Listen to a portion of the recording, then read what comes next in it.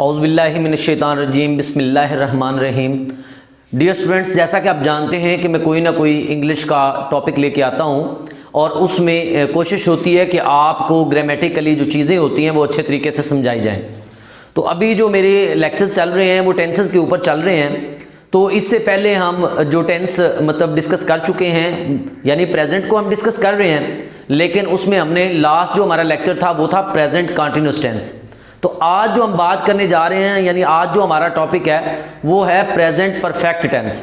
तो आज हम बात करेंगे प्रेजेंट परफेक्ट टेंस के ऊपर। लेकिन अपने टॉपिक की तरफ बढ़ने से पहले मैं चाहूँगा कि जिन लोगों ने मेरे चैनल को सब्सक्राइब नहीं किया वो मेरे चैनल को सब्सक्राइब कर दें और मेरी वीडियो को लाइक और शेयर ज़रूर कर दिया करें, ताकि बाकी जो लोग हैं उनको भी ये इन्फॉर्मेशन जो हैं या टेंसेस जो हैं वो सीखने को मिल सकें। तो डियर स्टूडेंट्स, अभी हम बढ़ते हैं अपने आज के टॉपिक की तरफ। तो आज का जो हमारा टॉपिक है वो है प्रेजेंट परफेक्ट टेंस। तो सबसे पहले बेटा मैं प्रेजेंट परफेक्ट टेंस के बारे में बताऊंगा, इसकी आइडेंटिफिकेशन बताऊंगा, ताकि जो स्टूडेंट्स होते हैं उनको ये पता हो, वो अंडरस्टैंड कर सकें कि ये जो सेंटेंस हमें दिया गया है, यानी बाज़ औक़ात करेक्ट यूज़ ऑफ वर्ब में हमारे पास सेंटेंसेस आ जाते हैं, हमें पता नहीं होता कि ये टेंस कौन सा है और उसमें हम बहुत सारी गलतियाँ कर लेते हैं। तो सबसे पहले मैं इसकी आइडेंटिफिकेशन बताऊंगा ताकि हमें ये बात क्लियर हो जाए कि ये जो सेंटेंस है इसकी जो पहचान है, इसके ज़रिए हमें ये समझ आ जाए कि ये किस टेंस से बिलोंग कर रहा है। तो जो प्रेजेंट परफेक्ट टेंस होता है बेटा, इसकी पहचान ये होती है कि फ़िक्रा के आखिर पर, यानी जब भी उर्दू का कोई फ़िक्रा आता है तो उसके आखिर पर चुका है, चुकी है, चुके हैं, या अलिफ है, छोटी ये है, बड़ी ये है वगैरह आता है।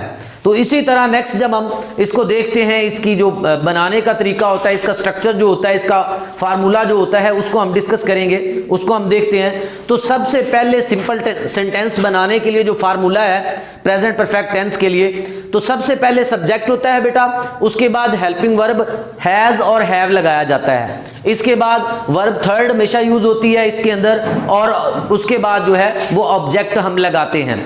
अब सबसे पहले ये समझना जरूरी है कि हमने हैज़ कहाँ पे पुट करना है और हैव कहाँ पे लगाना है।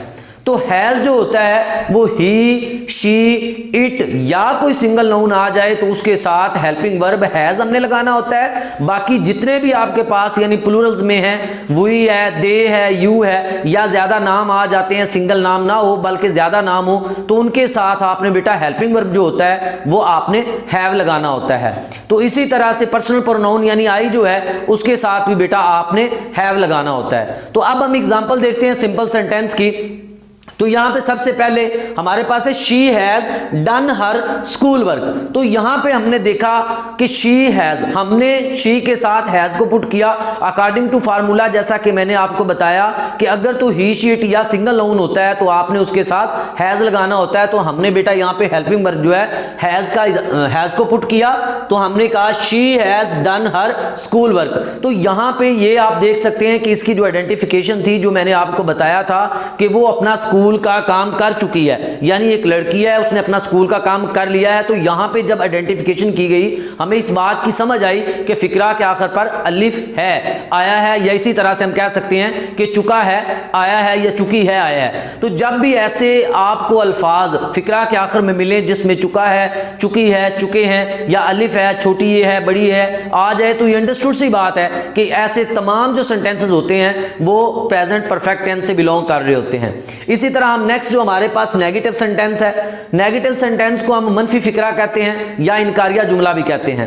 इसका जो फार्मूला होता है ये एज इट इज होता है, लेकिन इसमें हमने सिर्फ एक थोड़ा सा डिफरेंस होता है कि हमने जो हेल्पिंग वर्ब है हैज और हैव, इनके बाद हमने नॉट लगाना होता है। बाकी जो फिक्रा होता है एज इट इज होता है, उसमें कोई भी आप चेंज नहीं करते, यानी आप फार्मूला ये है कि जब प्लूरल्स आ जाएंगे तो आपने हैव लगाना होता है, और अगर हमारे पास सिंगुलर नाउन होगा या ही, शी, इट होगा तो फिर आपने हैज लगाना होता है। नेक्स्ट एग्जांपल है सारा has not done school work. तो यहां पे बेटा आपने देखा, अब सारा एक लड़की है, अब प्लूरल नहीं है यानी ज्यादा लोग नहीं है, तो मैंने आपको ये बात पहले भी क्लियर कर दी है। तो इसके साथ फिर हम बेटा हैज लगाएंगे। तो सारा has not done school work, तो यहां पे आपने देखा कि डू फर्स्ट वर्ब होती है, तो हमने जो वर्ब 3 है उसका इस्तेमाल किया है, डू, डिड, डन। तो हमने यहां पे बेटा डन पुट किया है।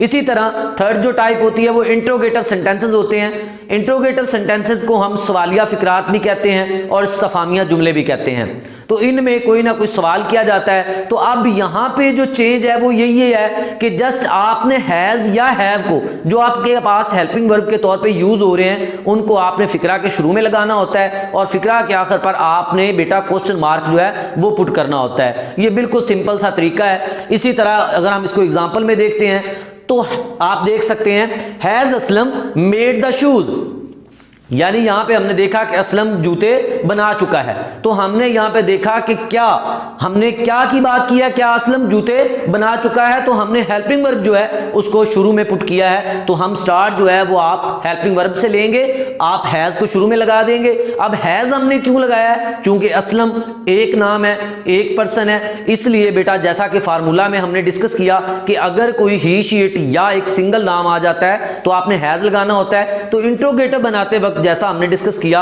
हम फिर क्या करेंगे, हेल्पिंग वर्ब हमने शुरू में लगाना होता है। तो हमने हेल्पिंग वर्ब एक नाम के लिए हैज लिया, जिसको हमने शुरू में लगाया, has Aslam made the shoes.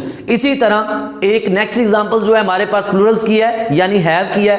उसमें आप देखते हैं कि हैव आपका पहले लगा हुआ है, लेकिन हैव क्यों लगाया हुआ है उसकी भी वजह बताते हैं। सबसे पहले एग्जांपल है have they प्लोड in the fields, क्या वो खेतों में हल चला चुके हैं। तो यहां बात क्लियर हुई कि ये क्वेश्चन स्टेटमेंट है, यानी ऐसी बात की है जिसमें सवाल पूछा गया है। लेकिन यहां पे हमने बात की है ज्यादा लोगों की कि वो हल चला चुके हैं। तो यहां पे हमने देखा फिर हम हेल्पिंग वर्ब जो है वो हैज को नहीं लगाएंगे, हैव को लगाएंगे, क्योंकि यहां पे हमारे पास प्लूरल आ रहा है, ज्यादा लोग हैं, तो इसलिए हमने हैव से फिक्रे को, यानी इसमें हमने हेल्पिंग वर्ब जो है वो लगाना ही शुरू में होता है। तो हमने यहां पे स्टार्ट किया हैव से।